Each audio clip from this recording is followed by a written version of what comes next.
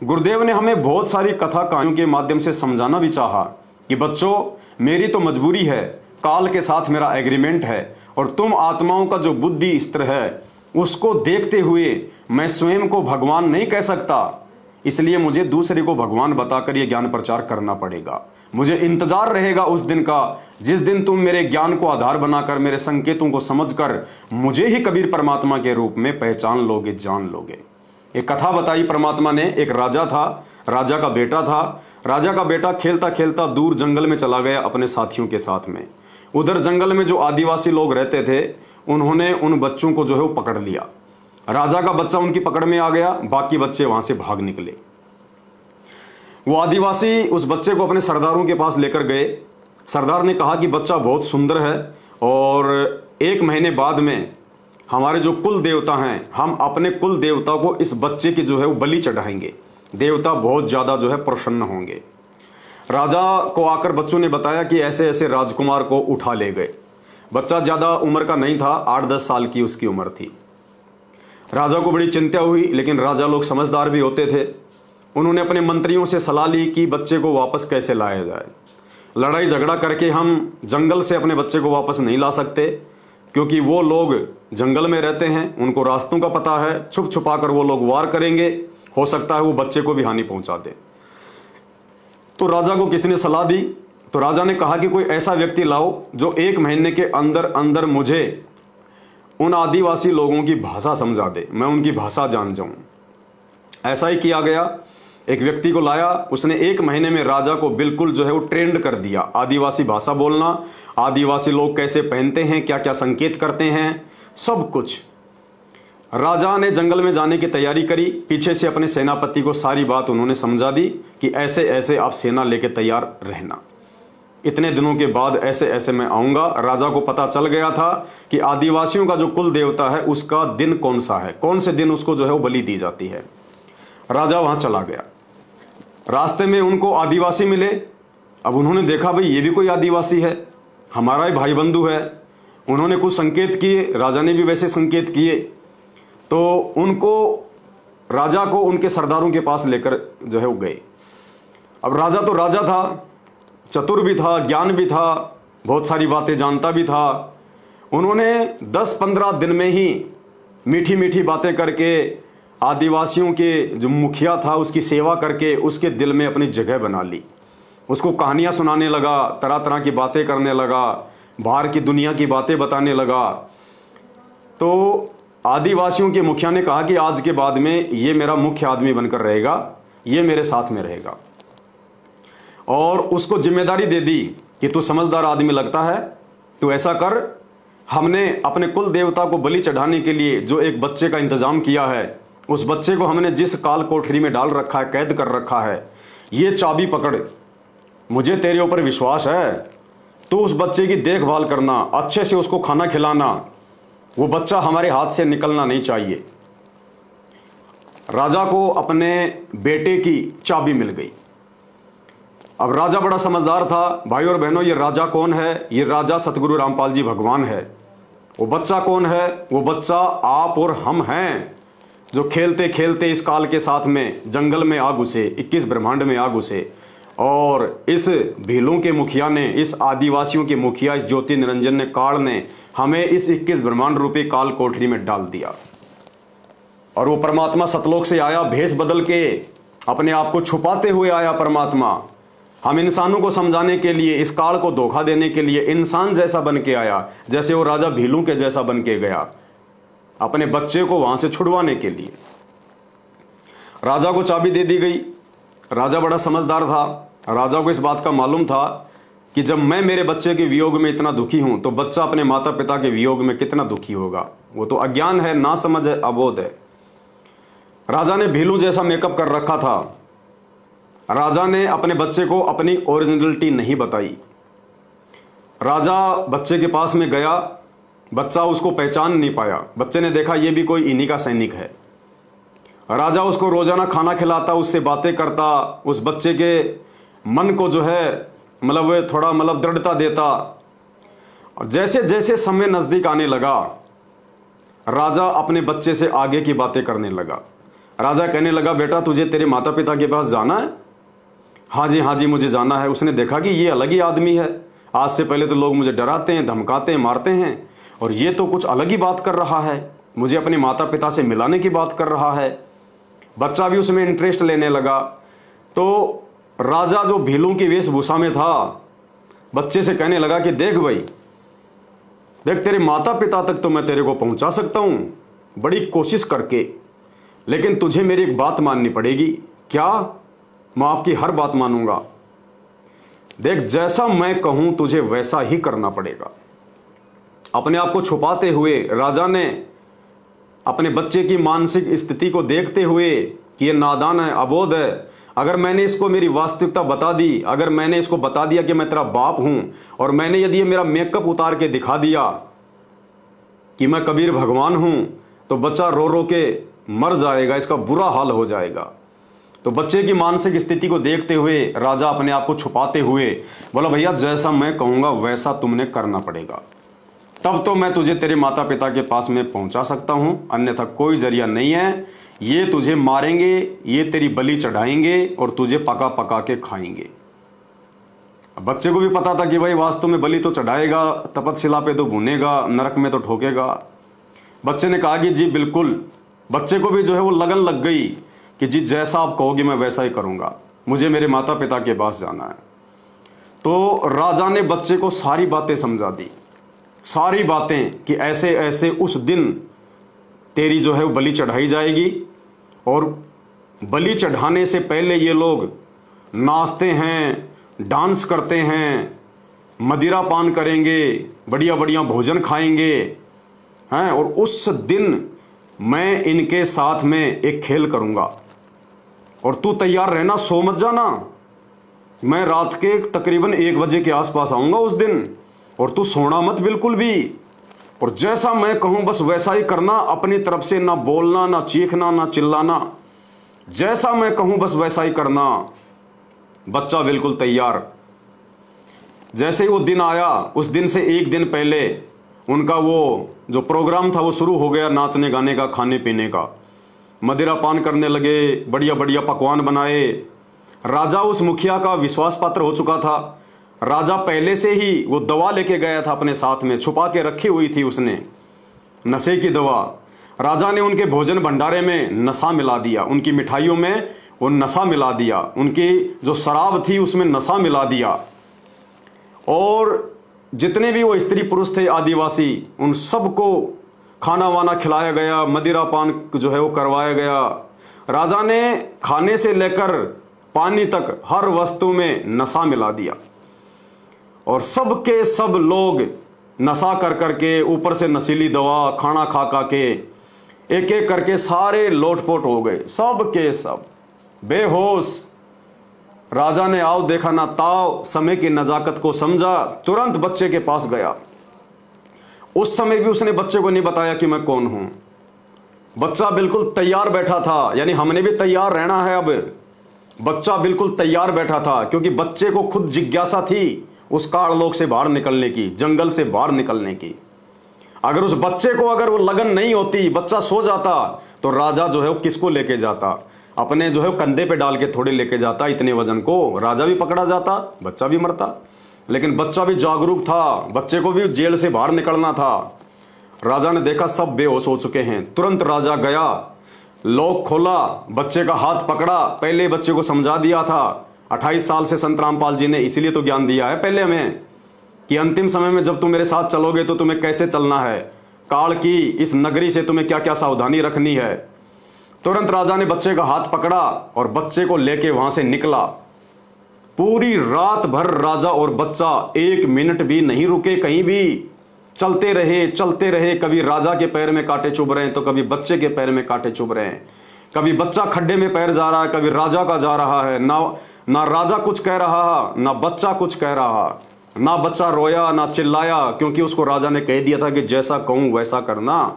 अगर जरा भी रो दिया, धो दिया, चिल्ला दिया और किसी ने सुन लिया तो तू भी मरेगा और मैं भी मरूंगा। और पूरी रात उन्होंने यात्रा की। जैसे सूर्य उदय हुआ, राजा ने पहले ही अपने मंत्री को कह दिया था कि आप मुझे वहां सेना लेकर मिलना। मंत्री उस निहित जगह पर अपनी सेना के साथ में खड़ा हुआ था, सैकड़ों सैनिक हथियार लेकर। जैसे ही राजा जी आए, मंत्री ने 2 घोड़े उनको दे दिए, 1 घोड़ा उनको दे दिया। राजा ने घोड़े पर आगे अपने जो है बेटे को बैठाया, राजा बैठा और तुरंत वहां से निकले, आओ देखा ना ताओ, अपनी नगरी में आ गए। बाकी सैनिक बाहर रुक गए। राजा उसी वेशभूषा में, उसी आदिवासी वाली वेशभूषा में, मुंह वगैरह जो है वो काला कर रखा, सिर पे जो है वो टोपा सा पहन रखा, घाघरा लुगड़ी जैसे वो पहन रखा, अपने वो कपड़े उपड़े माड़ा वाड़ा, हाथी के दांत की, ऐसा ही उन्होंने अपना वेशभूषा कर रखा। बच्चा उस समय तक भी नहीं पहचान पाया कि ये मेरा बाप है। राजा ने अंदर महल में लाकर उस बच्चे को अपनी रानी को दे दिया। रानी बच्चे से लिपट लिपट कर रो रही है, उसको प्यार कर रही है। राजा, अब उस बेटे ने देखा कि ये कौन है जो मुझे यहां लेके आया है। इतने में राजा वहीं पे जो है पानी लेकर अपना मुंह साफ करने लगा। जो कालस उन्होंने अपने मुंह के ऊपर जो पोत रखी थी, जो रंग लगा रखे थे, जो मेकअप किया हुआ था, वो राजा धीरे धीरे उतारने लगा। वो मुंह राजा ने धोया छपके मार मार के। राजा का वो रंग निकला और रंग निकल के जब उसने अपने बच्चे की तरफ मुंह किया तो बच्चे ने देखा, रे ये तो मेरा बाप था। अरे जिसको मैं संत रामपाल जी समझ रहा था, ये तो मेरा कबीर भगवान है, मेरा बाप है, मेरा परमात्मा है। बच्चा दौड़कर उस भील की वेशभूषा वाले अपने बाप के से जाके लिपट कर रोने लगा, जोर जोर से रोने लगा।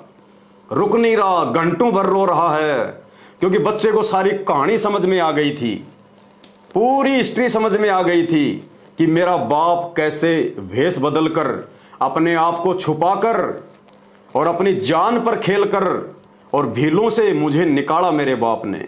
बच्चे को समझ में आ गया कि यदि मैं इसका बेटा नहीं होता तो मेरी मौत निश्चित थी, क्योंकि दूसरा कोई भी व्यक्ति अपनी जान पर खेलकर मुझे बचाने के लिए वहां नहीं आ सकता था। अपनी जान कोई भी जोखिम में नहीं डाल सकता था, अपनों के लिए अपना ही दुखी होता है। राजा के पास तो बहुत सारे सैनिक थे, वजीर थे, मंत्री थे, योद्धा थे। राजा चाहता तो उनको भी भेज सकता था, लेकिन वो राजा का बेटा था। सतलोक से परमात्मा चाहता तो अपने किसी दास को भी भेज देता, अपने किसी बेटे को भी भेज देता, लेकिन परमात्मा को पता था, जैसे उस राजा को पता था कि यदि इन मंत्रियों ने, इन योद्धाओं ने यदि कोई गलती कर दी तो मेरा बेटा मेरे हाथ से निकल जाएगा, वो आदिवासियों के हाथों मारा जाएगा। इसलिए समर्थ का काम उसी को साजे, और करे तो मूर्ख बाजे। इसलिए उस कबीर परमात्मा ने आप और हम आत्माओं को काल के जाल से निकालने के लिए किसी और को ना भेजकर हर युग में परमात्मा खुद ही भेष बदल बदल कर आता है। सतयुग में वो परमात्मा सतसुकृत नाम से आया, ऋषि नाम से आया, दाढ़ी मूछ लगा के आया। त्रेता युग में वो परमात्मा मुनिंद्र ऋषि के नाम से आया। द्वापर में वो परमात्मा जो है वो करुणा में ऋषि के नाम से आया। 650 साल पहले वो परमात्मा कबीर नाम से आया। 350 साल पहले वो परमात्मा आदरणीय गरीबदास जी के नाम से आया। और आज वर्तमान में वही कबीर भगवान, वही कबीर परमात्मा परम पूज्य सतगुरु रामपाल जी परमेश्वर जी के रूप में आप और हमारे समक्ष प्रकट हैं, विद्यमान है। इसलिए परमेश्वर ने अपने आप को छुपाया, क्योंकि मालिक हमारी स्थिति को जानते थे कि इनकी स्थिति तो उस बच्चे की तरह से है।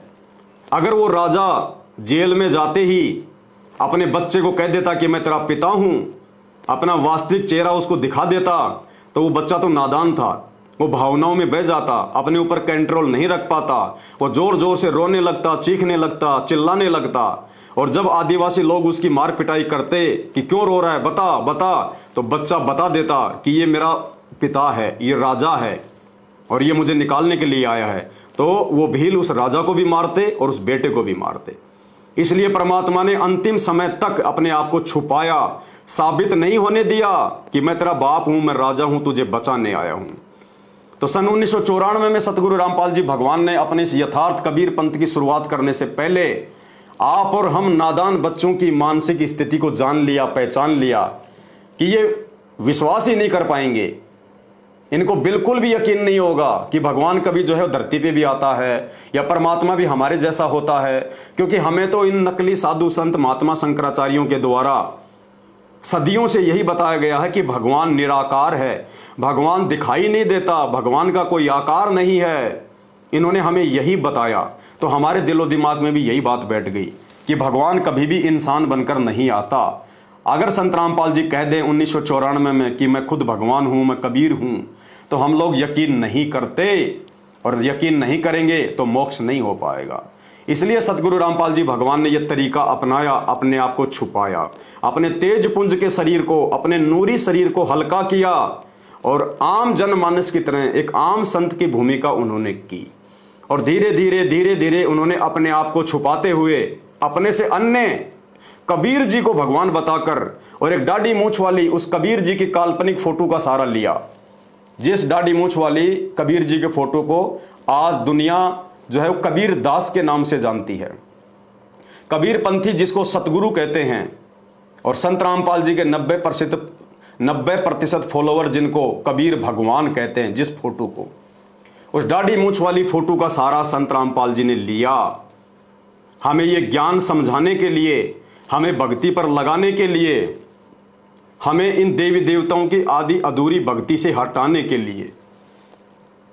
क्योंकि उस कबीर भगवान की भक्ति तो हम उस समय शुरू करेंगे जब हम देवी देवताओं की भक्ति को छोड़ेंगे, ब्रह्मा विष्णु महेश की भक्ति को छोड़ेंगे, काल और दुर्गा की भक्ति को छोड़ेंगे। इसलिए नीचे की भक्ति को छुड़वाने के लिए और ऊपर की भक्ति पर लगाने के लिए संत रामपाल जी के लिए ये उस समय जरूरी था, ये उनकी मजबूरी भी थी कि संत रामपाल जी अपने आप को परमात्मा ना कहकर उन्होंने एक दाढ़ी मूछ वाले काल्पनिक कबीर जी की फोटो को भगवान के रूप में पेश किया और कहा कि भाई ये है वो कबीर भगवान, ये है वो कबीर परमात्मा जो 650 साल पहले बनारस में आए थे, काशी में आए थे। और धीरे धीरे उन्होंने अपना ज्ञान प्रचार करना शुरू किया। लोगों ने धीरे धीरे नीचे वाली भक्ति छोड़नी शुरू करी। साथ में परमात्मा ने अपनी तरफ से, अपने कोटे से भक्तों को लाभ भी दिए, उनके छोटे मोटे कार्य भी जो है वो सिद्ध किए, ताकि ज्ञान के साथ साथ जब उनके वो कांटे से निकलते रहे, उनकी परेशानियां, उनके संकट दूर होते रहे, तो उनको विश्वास होने लगा कि हाँ भाई, ये ब्रह्मा विष्णु महेश की भक्ति, ये देवी देवता माता मसाणी भैरव भूत की भक्ति से तो ये भक्ति ठीक है। पहले वो भक्ति करते करते हमारी भैंस दूध नहीं देती थी, हमारे खेतों में अच्छी जो है फसल नहीं होती थी, मैं उस रोग से पीड़ित था, मेरा रोग ठीक नहीं हुआ। तो संत रामपाल जी ने असंख्य लाभ अपनी तरफ से, हालांकि वो आत्माएं लाभ प्राप्त करने के लिए योग्य नहीं थी, लेकिन परमात्मा ने भक्ति की शुरुआत की थी। मालिक को पता था कि ये ज्ञान से इतना जल्दी नहीं समझेंगे, इनको यदि कोई और दूसरा साधु संत महात्मा अटपट करके ज्ञान दे देगा तो ये इस वास्तविक ज्ञान को छोड़कर वहां चली जाएंगी। इसलिए परमात्मा ने उनको लाभ भी दिए, और वो लाभ उन भक्तों को उस भक्ति मार्ग पर रोक के रखे हुए थे। और मालिक चाहते थे कि एक समय ऐसा आएगा, मेरे बच्चे मेरे ज्ञान को आधार बनाकर फिर ये भी पहचान लेंगे कि कबीर भगवान कौन है। गुरुजी जिस दाढ़ी मूछ वाले कबीर जी के विषय में बार बार कहते हैं कि कबीर भगवान, बनारस वाला, काशी वाला, वो कबीर दास भगवान, फिर मेरे बच्चे एक समय इस ज्ञान के प्रभाव से ये भी पहचान लेंगे कि वो कबीर वर्तमान में कौन है, कहाँ है। क्योंकि मेरे बच्चों में ये चेतना जागृत होने लगेगी कि भाई कबीर भगवान है और कबीर जैसे ही मोक्ष होना है, तो कबीर जी कहाँ भाई। जैसे कोई लोग कहे कि भाई वो फलाना डॉक्टर R.K. शर्मा है और भाई वो बहुत सारे लोगों का रोग ठीक करता है। भाई डॉक्टर R.K. शर्मा है, वो बहुत बड़ा भारत का डॉक्टर है, और भाई उसके हॉस्पिटल में जाते आदमी ठीक हो जाता है, भाई वो तो तुरंत इलाज कर देता है, उसके पास में बहुत अच्छी गोली दवाई है। अब हमने नाम सुन लिया बहुत ज्यादा, doctor R.K. Sharma, doctor R.K. Sharma. अब अगर किसी को रोग हो जाए, किसी को परेशानी हो जाए हैं, और कोई कहे कि भाई मुझे डॉक्टर R.K. शर्मा के पास जाना है, मुझे डॉक्टर R.K. शर्मा का एड्रेस बताओ, मुझे कैंसर हो गया, मुझे ये टीबी का रोग हो गया, और कोई कहे कि भाई डॉक्टर R.K. शर्मा तो 650 साल पहले हुए थे, अब थोड़ी है बावड़े, वो तो 650 साल पहले थे, 650 साल पहले उन्होंने लोगों को ठीक किया, लोगों का इलाज किया, एक नंबर के डॉक्टर थे भाई उनसे बड़ा डॉक्टर कोई नहीं, ये बाकी डॉक्टर तो बहुत छोटे मोटे, ब्रह्मा विष्णु महेश। तो अब बताओ उस आदमी को क्या फायदा, रोग उसको वर्तमान में, डॉक्टर जा चुका 650 साल पहले, तो उसकी फीकी महिमा करने से क्या फायदा। जब हमारा रोग ही शांत ना हो, हमारी समस्या ही ना मिटे, तो क्या फायदा डॉक्टर आर के शर्मा की महिमा करने का, जो 650 साल पहले ही शरीर छोड़ चुका है, मर चुका है। लेकिन उस समय आत्माओं ने यह ध्यान नहीं दिया कि संत रामपाल जी अपने आप को छुपाते हुए जिस कबीर भगवान की महिमा गा रहे हैं कि उस कबीर भगवान ने मुर्दों को जिंदा किया, सिकंदर लोदी का जलन का रोग ठीक किया है, उस भगवान ने उस कमाल को मुर्दे से जिंदा किया, उस कमाली को मुर्दे से जिंदा किया, उस भगवान के साथ में ऐसे ऐसे जो है मतलब लोगों ने उनको दुख दिए और फिर भी वो भगवान उनसे जो है वो नहीं मरा।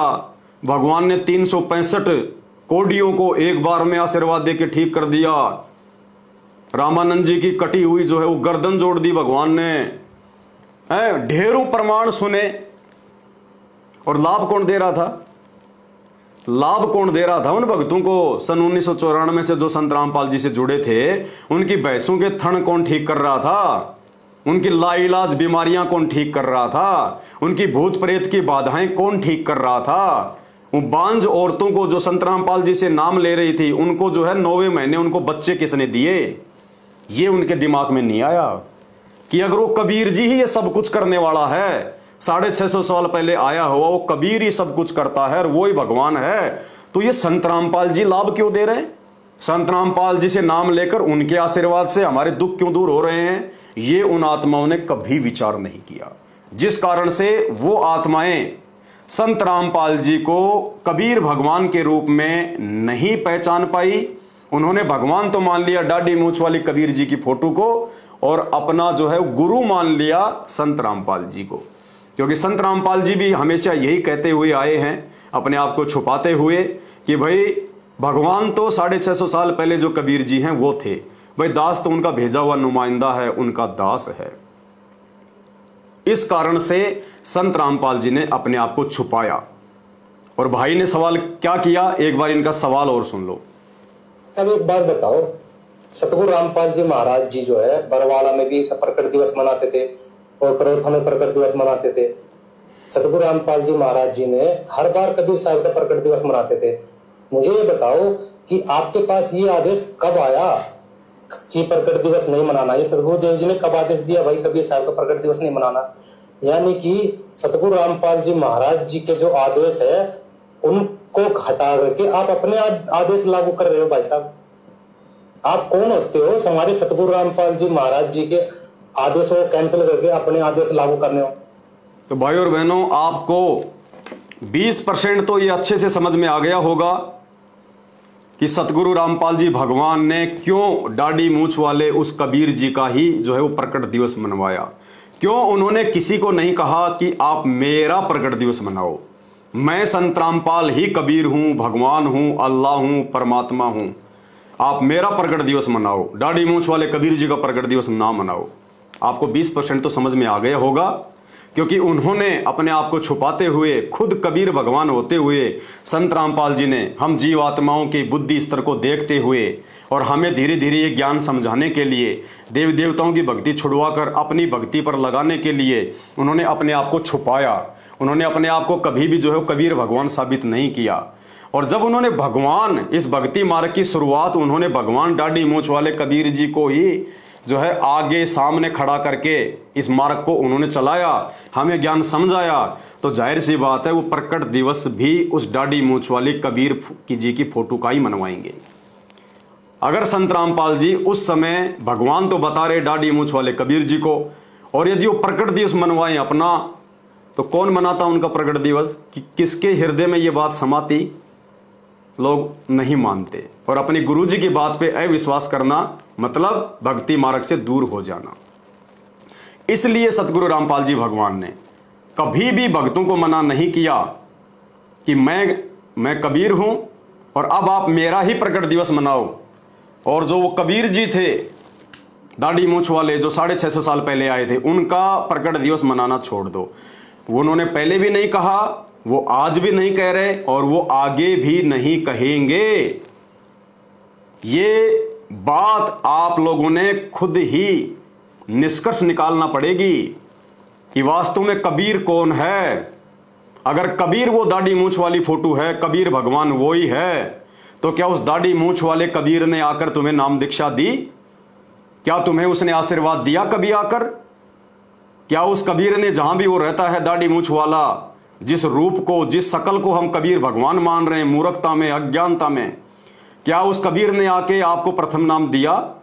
क्या उस 650 साल पहले वाले कबीर ने आके आपको सतनाम दिया, सारनाम दिया? क्या आपकी शंकाओं का समाधान किया? क्या आप लोगों के लिए उस कबीर ने, 650 साल पहले वाले कबीर ने, दाढ़ी मूछ वाले कबीर ने, क्या कभी आपको करोथा आश्रम में बैठ के सत्संग सुनाए, बरवाला आश्रम में बैठकर सत्संग सुनाए? क्या वो दाढ़ी मूछ वाला कबीर भगवान हम आत्माओं के उद्धार के लिए, मोक्ष के लिए इस काल से पंगा लेकर, देश और दुनिया वालों से पंगा लेकर, देश और दुनिया वालों के नजरों में गुंडा और भुंडा कहलवाकर, क्या वही कबीर, दाढ़ी मूछ वाला कबीर, दाढ़ी मूछ बढ़ा बढ़ाकर, सिर पे मोर पांख लगाकर, क्या वो कबीर आज हिसार जेल में बैठा हुआ है? तो फिर विचार करो, फिर कबीर कौन है? जब उस कबीर ने हमारे लिए कुछ किया ही नहीं, वो कबीर हमसे आकर कभी मिला ही नहीं, उस कबीर ने हमें नाम दिया ही नहीं, उस कबीर ने हमारे को सत्संग सुनाए ही नहीं, उस कबीर ने कभी हमारे वो दुखड़े सुने ही नहीं। पूरे दिन में वो कबीर हमें मुश्किल से 1% याद आता है, 1%। वो दाढ़ी मूछ वाला 99% हमारे तन मन में हमारे गुरुदेव भगवान बसे हुए हैं। फिर तुम्हें क्यों समझ में नहीं आता कि वर्तमान में धरती पर असली कबीर भगवान कौन है और कौन से कबीर का प्रकट दिवस मनाना चाहिए? क्या अब भी नहीं समझोगे? हिसार जेल से आ रहे इन सत्संगों में बार बार गुरुदेव इस बात पर जोर देते कि बच्चों, क्या तुम अब भी नहीं समझोगे अपने भगवान को, अपने परमात्मा को? तुम्हें और मैं कैसे बताऊं, कौन सी विधि अपनाऊं, कौन सी भाषा का प्रयोग करूं कि भगवान कौन है? बार बार गुरुदेव जोर देते हैं, बार बार गुरुदेव जोर देते हैं कि बच्चों, क्या तुम अब भी नहीं पहचानोगे अपने भगवान को? धिक्कार है अगर आप तुम अब भी नहीं पहचानोगे तो। लेकिन फिर भी 90% वो भाई बहन जो सतलोक आश्रम मैनेजमेंट हरियाणा से जुड़े हुए हैं, आज भी उनका दुर्भाग्य कि वो अपने गुरुदेव में उस कबीर परमात्मा को नहीं देख रहे। भले वो अपनी जुबान से कहें कि हमारे गुरुजी भगवान हैं, हमारे गुरुजी ही कबीर जी हैं, लेकिन नहीं, खाली जुबान से कहने से परमात्मा प्रसन्न नहीं होता। जुबान से बोलने मात्र से हम सतलोक की प्राप्ति नहीं कर सकते। हमारी सारी आध्यात्मिक जो क्रियाएं हैं वो भी उसी हिसाब से होनी चाहिए। यदि वास्तव में आपने अपने गुरुजी को ही कबीर भगवान के रूप में मान लिया, आपकी आत्मा ने स्वीकार कर लिया कि मेरे गुरुजी ही कबीर जी हैं, परमात्मा हैं, तो भैया फिर आपके घरों में वो दाढ़ी मूछ वाली वो कबीर जी की काल्पनिक फोटो क्या कर रही है?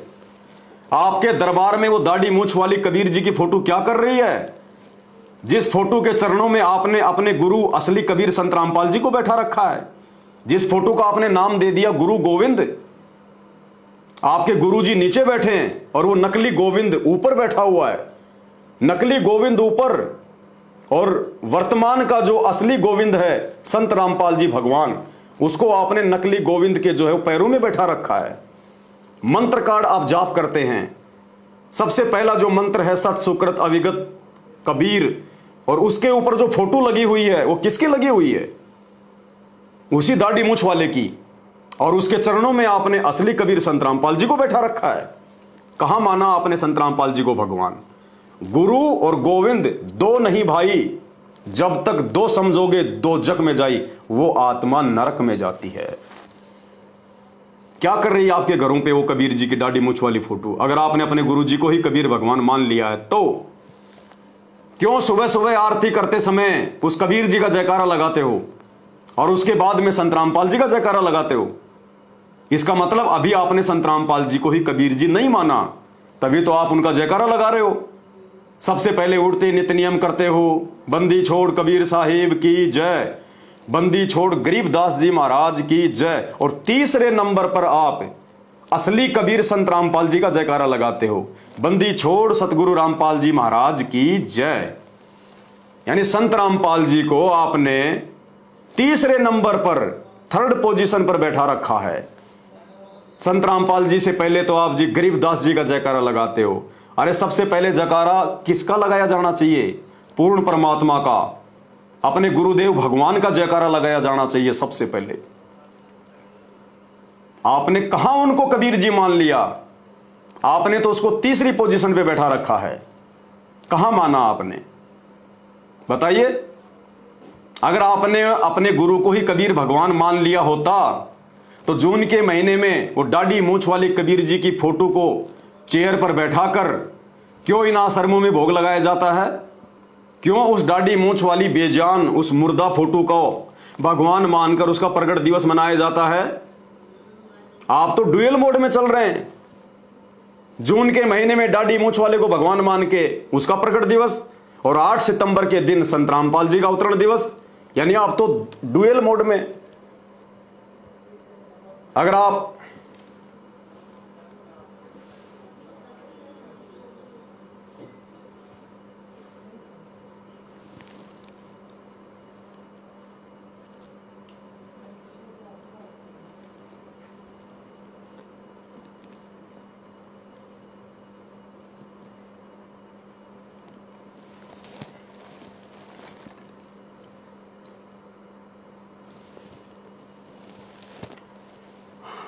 सच्चाई भाई और बहनों, नेटवर्क थोड़ा डाउन हो गया था, तो अभी तो आप डुअल मोड में चल रहे हो। डुअल मोड में अगर आपने अपने गुरुजी को कबीर भगवान मान लिया होता, आत्मा से, हृदय से, आप खाली जुबान से जयकारे लगाते हो उन आश्रमों में, संत रामपाल जी भगवान की जय, संत रामपाल जी भगवान की जय, लेकिन आप अपनी आत्मा से आज भी संत रामपाल जी को भगवान नहीं मान पा रहे, उनको कबीर साहेब नहीं मान पा रहे, तभी तो आप उनके जयकारे लगा रहे हो,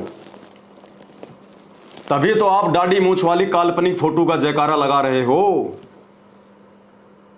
और हम सत्सेवकों ने ज्ञान को आधार बनाकर अपने गुरुदेव भगवान के आशीर्वाद से, अपने गुरुदेव को ही परमात्मा मानकर, परमेश्वर मानकर, हमने अपने गुरुदेव भगवान के अलावा बाकी सब का जयकारा लगाना छोड़ दिया। हम ना तो ये बोलते बंदी छोड़ कबीर साहिब की जय, हम ना ये बोलते कि बंदी छोड़ गरीबदास जी महाराज की जय, हम ना ये बोलते कि स्वामी राम देवानंद जी महाराज की जय। क्यों भाई? कौन है स्वामी राम देवानंद जी महाराज? क्या लगते हैं आपके स्वामी राम देवानंद जी महाराज? क्या दिया आपको स्वामी संत रामपाल जी महाराज ने? स्वामी राम देवानंद जी महाराज ने क्या दिया आपको? आपने उनके वो सत्संग सुने हैं? स्वामी राम देवानंद जी महाराज जी के प्रवचन सुन के आपको ये तत्व ज्ञान हुआ है? या स्वामी राम देवानंद जी ने आपको प्रथम मंत्र दिया है, सतनाम दिया है? या स्वामी राम देवानंद जी आपको मोक्ष की गारंटी दे रहे हैं? क्या दिया उन्होंने आपको? वो तो परमात्मा ने एक भूमिका करी गुरु और शिष्य की, यहां तक आने के लिए, हमें ज्ञान समझाने के लिए। अन्यथा आप संत रामपाल जी को जगत गुरु कहते हैं। अरे जगत गुरु केवल कबीर भगवान है सृष्टि में, और जगत गुरु का मतलब होता है जो पूरे जगत को ज्ञान दे, पूरे विश्व को ज्ञान दे। और जगत गुरु का कभी कोई गुरु नहीं होता है, जिसका गुरु है वो जगत गुरु नहीं हो सकता। और आपको लगता है कि संत रामपाल जी को ज्ञान स्वामी राम देवानंद जी महाराज जी से हुआ है, तो ये आपकी बहुत बड़ी भूल है। अगर आपके अनुसार आज वर्तमान में संत रामपाल जी जो पूरे विश्व को ज्ञान दे रहे हैं, ये ज्ञान यदि उन्होंने आदरणीय राम देवानंद जी महाराज जी को अपना गुरु बनाकर ही प्राप्त किया है, तो भाई फिर संत रामपाल जी भगवान नहीं है, परमात्मा नहीं है, वे जगत गुरु नहीं हैं। जगत गुरु मतलब उनका स्वयं का ज्ञान। तो संत रामपाल जी ने तो आप लोगों के अनुसार आदरणीय राम देवानंद जी को अपना गुरु बनाकर उनसे ज्ञान लिया, उनसे ज्ञान लेके फिर आगे ज्ञान का प्रचार किया। तो ये ज्ञान संत रामपाल जी का तो है ही नहीं, ये ज्ञान तो आदरणीय राम देवानंद जी महाराज जी का हो गया, जिनसे संत रामपाल जी ने लिया। फिर संत रामपाल जी जो है वो जगत गुरु बन गए, फिर आगे वो लोगों को ज्ञान दे रहे। बहुत बड़ी भूल में जी रहे हो, बहुत बड़ी भूल में। तो मोटी मोटी बातों का तो आप भाई बहनों को पता चल ही चुका है कि संत रामपाल जी ने क्यों संगत से नहीं कहा कि आप मेरा प्रकट दिवस मनाओ, और क्यों उन्होंने ये मना नहीं किया कि आप दाढ़ी मूंछ वाले कबीर जी का जो प्रकट दिवस है वो ना मनाओ। ये मोटी मोटी बातें तो आपको समझ में आई गई होंगी, भूमिका बन के तैयार हो चुकी है। अब हमारी साथ संगति शुरू होगी। अब हम आपको वो प्रमाण, वो सबूत भी दिखाएंगे कि सत्संगों में बहुत सारी जगह पर संकेतक रूप में, सांकेतिक रूप में, और बहुत सारी जगह पर संत रामपाल जी ने स्पष्ट भी बता दिया कि 650 साल पहले जो कबीर जी आए थे दाढ़ी मूंछ वाले, वो परमात्मा नहीं हैं। तुम्हारा मोक्ष उसको परमात्मा मानने से नहीं हो सकता।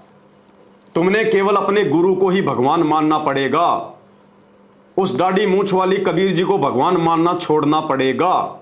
वो काल्पनिक है, वो नकली है, वो बनावटी है। असली कबीर आज तुम्हारा गुरु है, तभी तुम्हारा मोक्ष होगा, अन्यथा नहीं हो सकता।